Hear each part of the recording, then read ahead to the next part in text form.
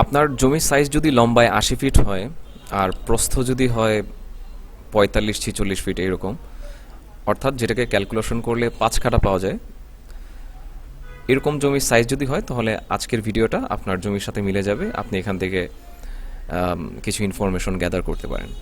তো আজকের আমরা যেই প্রজেক্টটা নিয়ে কথা বলবো এটা লম্বায় ৮০ ফিট এবং প্রস্থে ৪৫-৪৬ ফিট, যেটাকে ক্যালকুলেশন করলে ৫ কাঠা পাওয়া যায়।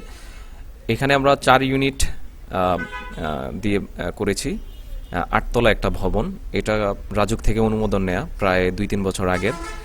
তো এই প্রজেক্টের বিস্তারিত কিভাবে আমরা কাজ করেছি, এটা কোন প্যাটার্নের সাথে মিলে, এটা আজিমপুরের একটা সরকারি কর্মচারী আবাসন নামে একটা প্রজেক্ট আছে নিউ মার্কেটের কাছে, তো সেখানকার আদলে কিন্তু আমাদের এই ভবনের 3Dটা করা। চলেন বিস্তারিত আলোচনা করি ভিডিওতে। প্রথমেই আমরা জমি সাইজটা নিয়ে কথা বলি। আমাদের এই সবুজ আউটলাইনটাই হচ্ছে জমি। তো লম্বায় আমি বলেছিলাম ৮০ ফিট, এবং অন্য পাশে দেখেন এটা হচ্ছে ৭৯ ফিট ৭ ইঞ্চি।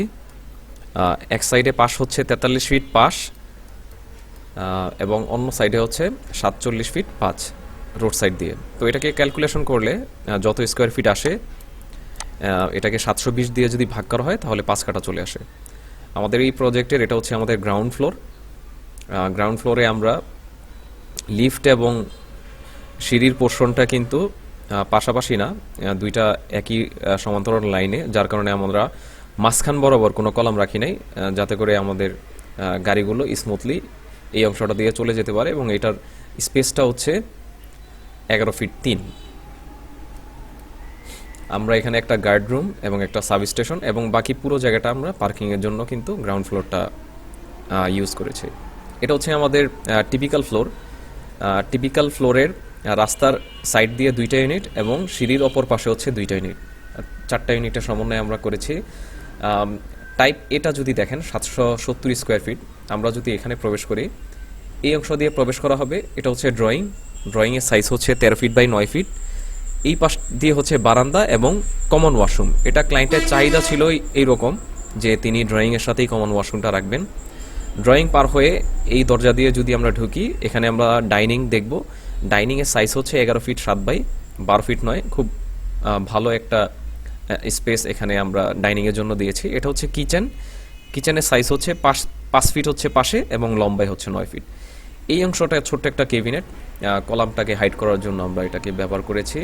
2টা বেডরুমের সমন্বয়ে এই 770 স্কোয়ার ফিটের এই ইউনিটটা, এই ফ্ল্যাটটা।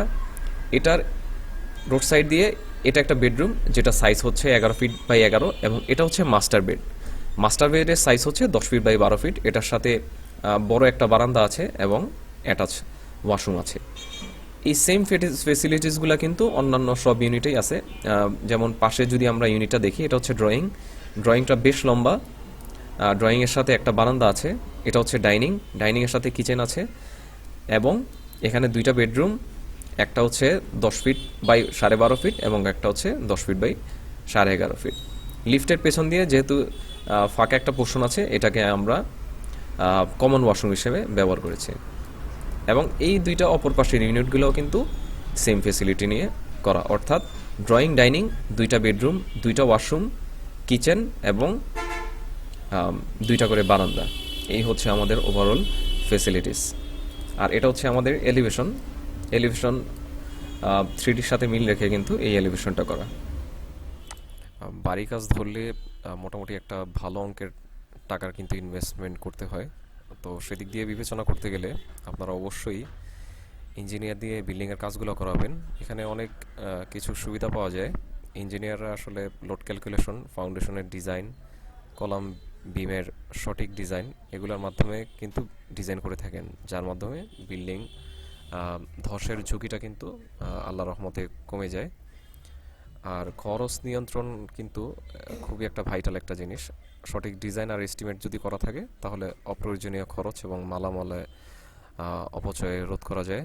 আর কাজের মানের ক্ষেত্রে কিন্তু সব কিছু স্ট্যান্ডার্ড বজায় থাকে। আর ফাটলের সাথে বসে যাওয়া, এই ধরনের সমস্যা কিন্তু ভবিষ্যতে ফেস করতে হয়। তো এই ধরনের সমস্যা যদি ওভারকাম করা যায়, তাহলে ভালো একটা ডিজাইন ফার্ম দিয়ে কিন্তু আপনারা আপনাদের কাঙ্ক্ষিত বিল্ডিংয়ের ডিজাইনটা করিয়ে নেবেন। বিগত এক যুগের বেশি সময় ধরে আমরা বিল্ডিংয়ের ড্রয়িং ডিজাইনের সাথে যুক্ত আছি। আমাদের দিয়ে যদি আপনারা কাজ করাতে চান তাহলে স্ক্রিনে দেখানো নাম্বারে আপনারা যোগাযোগ করতে পারেন। আজকে এই পর্যন্তই। নতুন ভিডিওতে কথা হবে, দেখা হবে ইনশাআল্লাহ। আসসালামু আলাইকুম।